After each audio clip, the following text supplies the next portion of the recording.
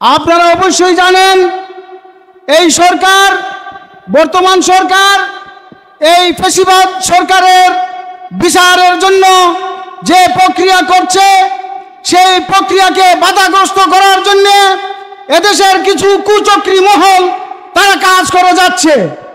সংগ্রামী উপস্থিতি, আপনারা একথা ভালো করে জানেন, আগামীর বাংলাদেশ ইসলামের বাংলাদেশ, আগামীর বাংলাদেশ আলিম উলামার বাংলাদেশ। আজকে ইসলামী আন্দোলন বাংলাদেশ হবিগঞ্জ জেলা শাখা কর্তৃক আয়োজিত আজকের এই গণসমাবেশের মুহতারাম সভাপতি, উপস্থিত আছেন ইসলামী আন্দোলনের নায়েবে আমির, উপস্থিত আছেন বিভিন্ন দলের নেতৃবৃন্দ।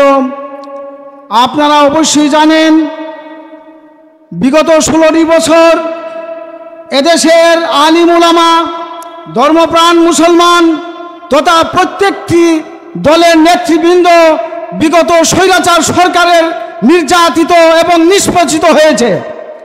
আপনারা অবশ্যই জানেন এই সরকার, বর্তমান সরকার এই ফ্যাসিবাদ সরকারের বিচারের জন্য যে প্রক্রিয়া করছে, সেই প্রক্রিয়াকে বাধাগ্রস্ত করার জন্য এদেশের কিছু কুচক্রী মহল তারা কাজ করে যাচ্ছে। সংগ্রামী উপস্থিতি, আপনারা একথা ভালো করে জানেন, আগামীর বাংলাদেশ ইসলামের বাংলাদেশ, আগামীর বাংলাদেশ আলিম উলামার বাংলাদেশ। আপনারা অবশ্যই আগামী নির্বাচনে ইসলামের পক্ষে তাগুতের বিরুদ্ধে ভূমিকা রেখে আমাদেরকে প্রত্যেকেই মাঠে কাজ করতে হবে।